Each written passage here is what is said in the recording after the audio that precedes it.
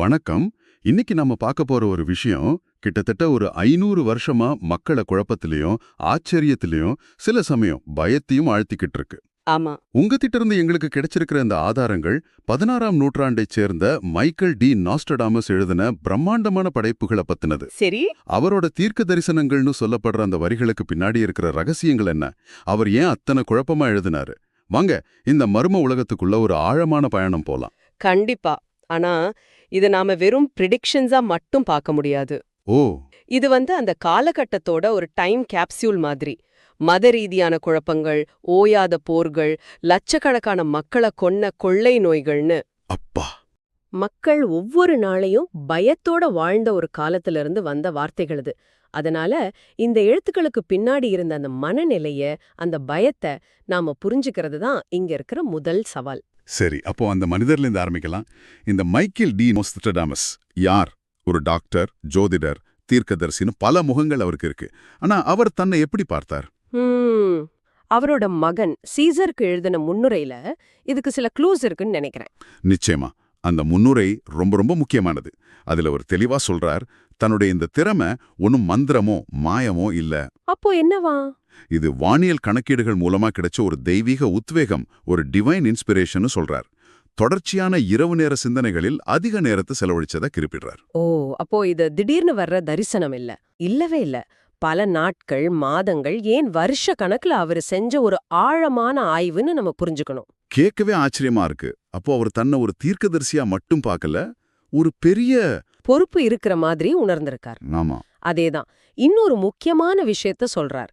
இது தனக்காக இல்ல, ஒட்டுமொத்த மனித குலத்தோட நன்மைக்காக இதை விட்டு செல்றதா சொல்றாரு. ஆமா. ஆனா அந்த வரியோடவே சேர்ந்து வர்ற இன்னொரு விஷயம்தான் ரொம்ப முக்கியம். அவரோட பயம். பயமா? அதே முன்னுரையில இந்த காலத்தின் அநீதி பத்தி ரொம்ப வேதனையோட பேசுறார். இது ரொம்ப தெளிவா அந்த நேரத்துல ஐரோப்பாவை நடுங்க வச்ச மத ரீதியான விசாரணைகளை. இன்குசிஷனா? சர்ச்சுக்கு எதிரான கருத்துக்களை சொல்றவங்கள மத விரோதிகள்னு முத்திர குத்தி கொடுமையான தண்டனைகள் கொடுத்த அந்த காலகட்டம் தானே? அதேதான். விஞ்ஞானிகள், தத்துவவாதிகள்னு பல பேர் இதனால பாதிக்கப்பட்டாங்க. நாஸ்ட்ரடாமஸ் எதிர்காலத்தை பத்தி பேசுறார். ஆமா. இதுவே மத நம்பிக்கைகளுக்கு எதிரானதுன்னு பார்க்கப்பட வாய்ப்பு இருக்கு. அதனால அவர் உயிருக்கே ஆபத்து இருந்திருக்கலாம். இந்த பயம்தான் அவரோட எழுத்து நடையே தீர்மானிச்சது. ஓ, அதனாலதான் அவர் நேரடியா எதையும் சொல்லாம இவ்வளவு புதிர் போட்டு பேசினாரா? எக்ஸாக்ட்லி. அவரே ஒரு இடத்துல சொல்றாரு, மறைக்கப்பட்ட கணிப்புகளின் திறவுகோல் என் இதயத்திற்குள் பூட்டப்பட்டிருக்கும் அப்படின்னு. அடங்கப்பா. அதாவது நான் வேணுனே தான் புரியாத மாதிரி எழுதியிருக்கேன், உண்மையான அர்த்தம் எனக்கு மட்டும்தான் தெரியும்னு சொல்றாரு. இது வெறும் ஒரு கவிதை நடை இல்ல, இது ஒரு தற்காப்பு உத்தி, ஒரு சர்வைவல் ஸ்ட்ராட்டஜி. சரி, அவரோட இந்த கணிப்புகள் எல்லாமே செஞ்சுரிங்கிற புத்தகங்கள தொகுக்கப்பட்டிருக்கு. ஒவ்வொரு செஞ்சுரியிலையும் 100 நால்வரி கவிதைகள் இருக்கு. இதுதான் குவாட்ரைன் சொல்றாங்க. ஆமா, குவாட்ரைன்ஸ். ஆனா இது சாதாரண கவிதை மாதிரி இல்லையே. முழுக்க முழுக்க சிங்கம், கழுகு, சேவல்னு விலங்குகள், சூரியன், சந்திரன், செவ்வாய்னு கோள்கள், பிரான்ஸ், இட்டாலி, ஸ்பெயின் நாடுகள், இப்படி அடையாளங்களால நிரம்பி இருக்கு. இந்த தெளிவற்ற தன்மை, இந்த ஆம்பிக்விட்டி தான் இத்தனை நூற்றாண்டுகளா அவருடைய எழுத்துக்கள் உயிர்ப்போட இருக்கிறதுக்கு முக்கியமான காரணம். எப்படி சொல்றீங்க? இது ஒரு விற்று பாத்திர மாதிரி. நீங்க எந்த காலத்துல இருக்கீங்களோ அந்த காலகட்டத்துக்கு ஏத்த மாதிரி அதுக்கு பொருள் கொடுத்துக்கலாம். ஒரு சிறந்த உதாரணம் சொன்னா உங்களுக்கு நல்லா புரியும். சொல்லுங்க, கேட்கவே ஆர்வமா இருக்கு. செஞ்சுரி 1 குவாட்ரைன் 35 எடுத்துக்குவோம். அதுல இப்படி எழுதியிருக்கு: இளம் சிங்கம் வயதான சிங்கத்தை வெல்லும், அதன் தங்க கூண்டிற்குள் கண்களை குத்தும். ஒரே தாக்குதலில் 2 காயங்கள், பின்னர் கொடூரமான மரணம். இது எழுதப்பட்ட சில வருஷங்களுக்கு பிறகு பிரான்ஸ் மன்னன் 2ஆம் ஹென்றி ஒரு கொண்டாட்டத்துல. ஓ, அந்த போட்டி சம்பவமா? எனக்கு ஞாபகம் இருக்கு. ஒரு ஈட்டி எறியும் போட்டி. அதேதான். அவரை எதிர்த்து போட்டியிட்ட வீரரோட ஈட்டி மன்னரோட ஹெல்மெட்டை தொலைச்சி கண்ணுக்குள்ள இறங்கிடுச்சு. ஐயோ. அந்த ஈட்டியோட முனை உடைஞ்சி கண்ணுக்குள்ள 2 காயங்களை ஏற்படுத்தினதாகவும் 10 நாட்கள் பயங்கர வலியால துடிச்சு அவர் இறந்து போனதாகவும் வரலாறு சொல்லுது. இப்ப புரியுது. இப்போ அந்த குவாட்ரைனை மறுபடியும் யோசிச்சு பாருங்க. இளம் சிங்கம், வயதான சிங்கம், தங்கக்குண்டு. தங்கக்குண்டுனா ஹெல்மெட். ஆமா. கண்களை குத்துதல், 2 காயங்கள், கொடூரமான மரணம். எல்லாமே பொருந்துற மாதிரி இருக்கு இல்லையா? அடேங்கப்பா, இது கேட்கும்போது உடம்பு சிலிர்க்குது. இது தற்செயலுன்னு சொல்லவே முடியாது போல இருக்க. ஆனா ஒரு நிமிஷம் சொல்லுங்க. இந்த ஒரு கணிப்பு சரியா இருந்ததால நாம் அவரோட நூத்துக்கணக்கான மத்த கணிப்புகளையும் நம்பணுமா? ஒருவேளை இது வெறும் தற்செயலா இருக்கலாம் இல்லையா? அதுவும் சரிதான். ஒரு கடிகாரம் நின்னு போனா கூட ஒரு நாளைக்கு 2 தடவை சரியான நேரம் காட்டுமே, அந்த மாதிரி. அருமையான கேள்வி. இங்கதான் உளவியல்ல கான்ஃபர்மேஷன் பயஸ்னு சொல்ற ஒரு விஷயம் வேலை செய்யுது. கான்ஃபர்மேஷன் பயஸ். ஆமா. அதாவது நாம எதை நம்ப நினைக்கிறோமோ அதுக்கு ஆதரவான ஆதாரங்களை மட்டும் தேடுறது, மத்தத வசதியா மறந்துடுறது. ஓ. ஹென்றி மன்னரோட மரணம் நடந்த பிறகு மக்கள் அவரோட புத்தகத்தை புரட்டி, அட இதுக்கு பொருந்துற மாதிரி இங்க ஒரு வரி இருக்கேன்னு கண்டுபிடிச்சிருக்கலாம். அப்போ நோஸ்ட்ரதாமஸோட வெற்றி அவரோட கணிப்புல இல்ல, நம்ம மனசோட இந்த செயல்பாட்டுல தான் இருக்கும். அதையும் யோசிக்க வேண்டியிருக்கு. இது ஒரு சுவாரஸ்யமான பார்வை. சரி, அவரோட கணிப்புகளை சில முக்கிய தலைப்புகள்ல பிரிச்சு பார்க்கலாம். இதுல ரொம்ப முக்கியமானது போரும் பேரழிவும். ஆமா, அதுதான் அதிகம். ஒத்துக்கிறது 70 முறை ரத்தம் சிந்தப்படும். இது அவரோட காலகட்டத்துல ரொம்ப இயல்பான ஒரு பயம். 16ஆம் நூற்றாண்டு ஐரோப்பாவுல போர் நடக்காத ஆண்டுகளே குறைவு. அதனால போர் வரும்னு சொல்றது ஒரு பெரிய கணிப்பே இல்ல. ஆனா அவர் சொன்ன சில விஷயங்கள் ரொம்ப குறிப்பிட்ட மாதிரி இருக்கு. எப்படி? இத்தாலிக்கு அருகே பிறக்கும் ஒரு கொடூரமான தலைவர் பற்றின குறிப்பு இருக்கு. செஞ்சுரி 1 குவாட்ரைன் 60ல அவரை இளவரசனை விட ஒரு கசாபு கடைக்காரன் அப்படின்னு ரொம்ப மோசமா விவரிக்கிறார். இதைவிட விசித்திரமா செஞ்சுரி 1 குவாட்ரைன் 76ல விதியிலிருந்து 3 சகோதரிகள் பெறும் ஒரு காட்டு மிராண்டித்தனமான பெயரால் அந்த மனிதன் அழைக்கப்படுவான் என்ற வரி வருது. இந்த காட்டு மிராண்டித்தனமான பெயர் பார்பாரிக் நேம் அப்படின்னா என்ன? இந்த வரிதான் பலரையும் ஹிட்லர் அல்லது நெப்போலியன் போன்றவர்களோட இத ஒப்பிட வைக்குது. அவங்களோட பேர்கள் பிரெஞ்சு மக்களுக்கு அந்நியமா ஒரு மாதிரி காட்டு மிராண்டித்தனமா ஒழிச்சிருக்கலான்னு ஒரு தியரி இருக்கு. ஹிட்லர் பேரா? இன்னொரு குவாட்ரைன்ல ஹிஸ்டர் அப்படிங்கிற ஒரு வார்த்தை வருது. அது ஹிட்லரை குறிக்குதுன்னு பலரும் சொன்னாங்க. ஓ, அப்படியா? ஆமா. ஆனா ஹிஸ்டர்ங்கிறது டான்யூப் நதியோட பழைய லாத்தின் பேர். சோ இது ஒரு நதியை குறிக்குதா இல்ல ஒரு சர்வாதிகாரியை குறிக்குதாங்கிறது நீங்க எப்படி பாக்குறீங்கிறத பொறுத்தது. வானத்துல நடக்கிற போர் பத்தின ஒரு கணிப்பு இருக்கே, செஞ்சுரி ஐ குவாட்ரைன் 64. வானத்தில் சண்டைகள் நடப்பது காணப்படும், இரைச்சல் அலறல்கள். ஆமா. 16ஆம் நூற்றாண்டுல வாழ்ந்த ஒருத்தருக்கு இப்படி ஒரு கற்பனை எப்படி வந்திருக்கும்? குதிரையிலையும் வாளோடவும் சண்டை போட்ட காலத்துல வானத்துல சண்டை நடக்கும்னு எப்படி யோசிச்சிருக்க முடியும்? அதுதான் சுவாரஸ்யமே. அன்னிக்கு இருந்தவங்களுக்கு இது ஒருவேளை தேவர்களுக்கும் அசுரர்களுக்கும் நடக்கிற போர் மாதிரி ஒரு புராண கற்பனையா இருந்திருக்கலாம். சரி. ஆனா இன்னைக்கு நம்ம இத கேட்கும்போது நேரா விமான தாக்குதல்கள் தான் ஞாபகத்துக்கு வருது. நீங்களே யோசிச்சு பாருங்க, இந்த வரிகள் எவ்வளவு பொதுவா இருக்குன்னு. ஆமா, அது உண்மைதான். அதனாலதான் இது நவீன கால போர்களுக்கும் பொருந்துது. இங்கதான் நம்ம திரும்ப திரும்ப அந்த கேள்விக்கே வர்றோம். நாம நிஜமாவே ஒரு தீர்க்க தரிசனத்தை பாக்குறோமா? இல்ல தெளிவற்ற வார்த்தைகளுக்கு நாமளா ஒரு வடிவத்தை கொடுக்கறோமா? அதேதான். நிச்சயமா. இந்த கேள்விதான் எல்லாத்துக்கும் அடிப்படை. சரி, போருங்கிறது மனிதர்கள் உருவாக்குற ஒரு பேரழிவு. ஆனா மனுஷன் கையில இல்லாத இயற்கை சீற்றங்கள், கொள்ளை நோய்கள் பத்தியும் அவர் நிறைய சொல்லியிருக்காரே. சொல்லியிருக்கார். அதுலயும் இதே மாதிரி தெளிவற்ற தன்மைதானா? அதுலயும் இருக்கு. அதை விட அதிகமாவே இருக்கு. ஏன்னா அவரோட காலத்துல பிளேக் மாதிரியான கொள்ளை நோய்கள் லட்சக்கணக்கான மக்களை கொன்றது. பஞ்சம் சர்வசாதாரணம். அந்த பயம் அவரோட ஒவ்வொரு வரியிலயும் தெரியுது. செஞ்சுரி ஐ குவாட்ரைன் 17 பாருங்க. 40 ஆண்டுகளுக்கு வானவில் தோன்றாது. அது மீண்டும் தோன்றும்போது பெரிய வெள்ளப்பெருக்கு ஏற்படும். இது ஏதோ பெரிய காலநிலை மாற்றத்தை குறிக்கிற மாதிரி இருக்கு. அப்புறம் செஞ்சுரி ஐ குவாட்ரைன் 46ல 3 இரவுகளுக்கு வானத்திலிருந்து ஒரு பெரிய நெருப்பு விழுந்து அதை தொடர்ந்து நிலநடுக்கம் ஏற்படும் சொல்லுது. இது ஒரு விண்கல் தாக்குதலா இருக்கலாம்னு சிலர் சொல்றாங்க. இருக்கலாம். ஆனா இதுல முக்கியமான விஷயம் என்னன்னா, இந்த கணிப்புகளை அவர் வானியல் நிகழ்வுகளோட இணைக்கிறார். அப்படியா? எப்படி? உதாரணமா செஞ்சுரி 1 குவாட்ரைன் 16ல தனுசு ராசியில் ஒரு குளம் அரிவாளுடன் இணைந்தது, கொள்ளை நோய், பஞ்சம், இராணுவ கைகளால் மரணம் என்கிறார். அதாவது வானத்துல கோள்கள் ஒரு குறிப்பிட்ட நிலைக்கு வரும்போது பூமியில இந்த பேரழிவுகள் நடக்கும்னு அவர் நம்பினார்.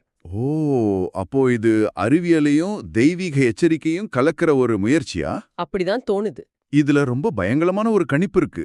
செஞ்சுரி 2 குவாட்ரைன் 75ல வர்ற பஞ்சம் பத்தினது. சொல்லுங்க. கோதுமையின் விலை அந்த அளவுக்கு உயரும், மனிதன் சக மனிதனை உண்பான். அப்பா, இதை கேட்கவே உடம்பு நடுங்குது.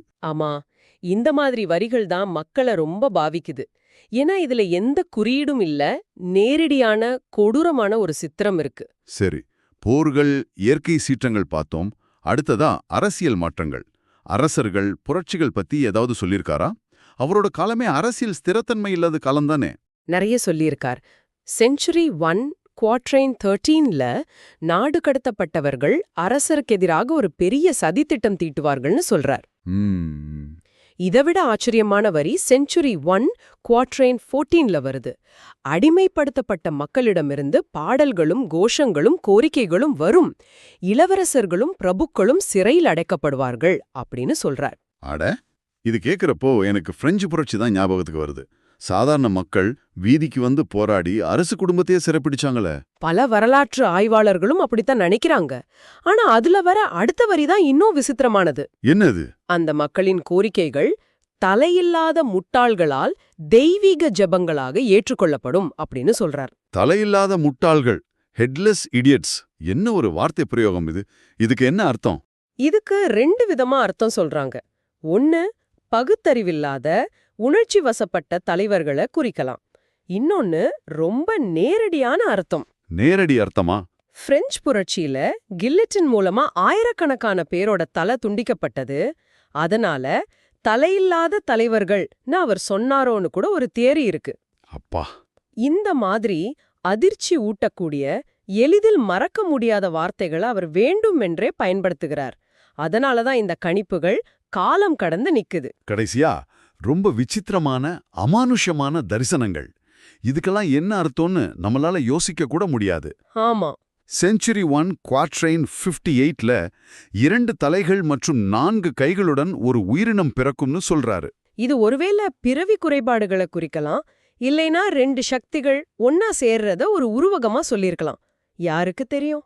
அப்புறம் உதன பெற்ற செஞ்சுரி எக்ஸ் குவாட்ரைன் 72 1999ஆம் ஆண்டு 7வது மாதம் வானத்திலிருந்து ஒரு மாபெரும் பயங்கரவாத அரசன் வருவான். ஆமா, இது உலகம் முழுவதும் ஏற்படுத்திய தாக்கத்தை நாம மறக்கவே முடியாது. 1999ல உலகம் அழிஞ்சிடும்னு ஒரு பெரிய பயமே இருந்தது, Y2K பிரச்சனையோட சேர்த்து. ஆமாமா, எல்லாரும் ரொம்ப பதட்டமா இருந்தாங்க. ஆனா கடைசியில ஒன்னும் நடக்கல. இதுதான் நோஸ்ட்ரடாமஸ் விஷயத்துல இருக்கிற பெரிய சவால். 2ஆம் ஹென்றி மன்னரோட மரணத்தை நாம எவ்ளோ பேசுறோமோ அதே அளவுக்கு இந்த மாதிரி நடக்காம போன கணிப்புகளையும் நாம பார்க்கணும். ஆனா மக்கள் அதையெல்லாம் வசதியா மறந்துடுறாங்க. ஆமா, பொருந்துற மாதிரி இருக்கிற சில விஷயங்களை மட்டும் திரும்ப திரும்ப பேசுறாங்க. இன்னும் ஒன்னு, செஞ்சுரி 2 குவாட்ரைன் 41. பெரிய நட்சத்திரம் 7 நாட்களுக்கு எரியும். மேகம் 2 சூரியன்களை தோன்றச் செய்யும். இது ஒரு வால் நட்சத்திரத்தையோ அல்லது சூப்பர் நோவாவையோ குறிக்குதா, இல்ல வேற ஏதாவது அமானுஷ நிகழ்வா? இதுக்கு முடிவே இல்ல. அதுதான் அவரோட எழுத்துக்களின் பலம். கேள்விகளை எழுப்பிக்கிட்டே இருக்கும், ஆனா உறுதியான பதில ஒருபோதும் கொடுக்காது. அப்போ இது எல்லாத்துக்கும் என்ன அர்த்தம்? அவர் வெறும் துண்டு துண்டான தரிசனங்களை மட்டும்தான் எழுதினாரா, இல்ல இதுக்கெல்லாம் ஒரு பெரிய தொடர்பு இருக்கா? ஏதோ ஒரு பெரிய கதையை அவர் சொல்ல முயற்சி செஞ்ச மாதிரி தெரியுது. 2ஆம் ஹென்றி மன்னருக்கு அவர் எழுதின இன்னொரு கடிதத்தை பார்த்தா இதுக்கு ஒரு தெளிவு கிடைக்கும்னு நினைக்கிறேன். நீங்க சொல்றது ரொம்ப சரி. அந்த கடிதம் தான் அவரோட நோக்கத்தை நமக்கு விளக்குது. அது வெறும் கணிப்புகளின் தொகுப்பு இல்ல, அது ஒரு பெரிய திட்டத்தோட ஒரு பகுதி. அதுல அவர் தன்னோட கணிப்புகளை ஒரு பெரிய காலவரிசையில, ஒரு டைம் லைன்ல பொறுத்துறார். ஆமா, ஆவாம் நோவாம ஆவண்டித்து தன் காலம் வரைக்கும் அப்புறம் எதிர்காலம் வரைக்கும் கொண்டு போறாரு. அவர் ஒரு பெரிய வரலாற்று வரைபடத்தையே உருவாக்க முயற்சி செஞ்ச மாதிரி இருக்கு. சரித்திரம் ஒரு சுழற்சின்னு அவர் நம்பினாரா? கண்டிப்பா, சரித்திரம் ஒரு சுழற்சி. பழைய தவறுகளே மீண்டும் மீண்டும் நடக்கும்னு அவர் நம்பினார். அதனால கடந்த கால நிகழ்வுகளை வச்சு எதிர்காலத்துல என்ன நடக்கும்னு கணிக்க முடியும்னு நினைச்சார். அவர் ரொம்ப குறிப்பிட்ட ஆண்டுகளையும் சொல்றாரு. உதாரணத்துக்கு 1792ஆம் ஆண்டு வரை திருச்சபைக்கு ஒரு பெரிய துன்பப்புறுத்தல் காலம் இருக்குன்னு கணிச்சிருக்காரு. ஆமா, இது பிரெஞ்சு புரட்சியோட உச்சகட்டத்தோட ரொம்ப பொருந்துது. அதுக்கப்புறம் 2வது ஆந்திகிறிஸ்துவின் வருகை, பெரிய உலக மாற்றங்கள் பற்றியெல்லாம் ரொம்ப விரிவா பேசுறார். அப்போ அவர் ஏதோ கனவுல வந்ததை எழுதல, இல்லவே இல்ல. அவர் ஒரு சிஸ்டமேட்டிக்கா வேலை செஞ்சிருக்காரு. இது வெறும் பொழுதுபோக்குக்காக எழுதப்பட்டது இல்ல.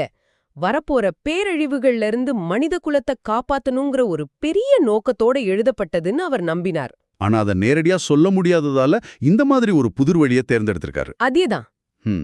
இந்த ஆழமான அலசல்ல நோஸ்ட்ரடாமஸ் என்ற மனிதர், அவரோட எழுத்துமுறை, அவரோட பயங்கரமான அதே சமயம் வசீகரிக்கிற எதிர்கால தரிசனங்கள்னு பல விஷயங்களை பார்த்தோம். தன் உயிருக்கு பயந்து அவர் கையாண்ட அந்த புதிர்நடை அவரோட நீடித்த புகழுக்கே காரணமா அமைஞ்சது ஒரு விசித்திரமான முரண். நிச்சயமா. அவரோட தீர்க்க தரிசனங்கள் ஒரு கண்ணாடி மாதிரி. அது அவரோட காலத்தின் பயங்களையும் நம்பிக்கைகளையும் பிரதிபலிச்சது. ஆமா. ஆனா அதுக்கு பிறகு வந்த ஒவ்வொரு தலைமுறையும் தங்களோட சொந்த கவலைகளையும் பயங்களையும் அந்த வரிகள்ல பாக்குது. ஒருவேளை அவர் எதிர்காலத்தை கணிக்கல. அவர் மனித இயல்பின் நிரந்தரமான பயங்களையும் தேவைகளையும் கணிச்சிருக்கலாம். போர், பஞ்சம், நோய், அதிகார மாற்றம் இதெல்லாம் எந்த காலத்துலதான் இல்ல? ரொம்ப ஆழமான கருத்து. நோஸ்டடாமஸ் ஒரு முறை சொன்னார், என் மரணத்துக்கு பிறகு என் எழுத்துக்களுக்கு அதிக முக்கியத்துவம் கிடைக்கும் என. ஆமா. கிட்டத்தட்ட 500 ஆண்டுகளுக்கு பிறகும் நாம் அவரை பத்தி, அவரோட வார்த்தைகளை பத்தி விவாதிச்சுக்கிட்டு இருக்கோம்.